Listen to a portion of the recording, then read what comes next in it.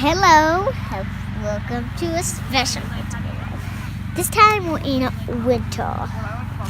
Well, kind of. It's sort of still fall. Yes, and we're at Fritz's mountain. And what is Fritz's mountain? It's a place where they give out awesome, cool Christmas trees, and especially big on the little ones. If you want that. Do you know how long it takes to grow a Christmas tree? 20 years. Not quite. Lower. 12 years. 12 years. Yeah. What else? Anything else you learned about Christmas trees?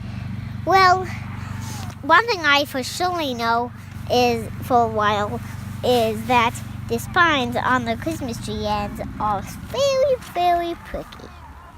Okay. Bye. Nature, bye-bye. Can I see?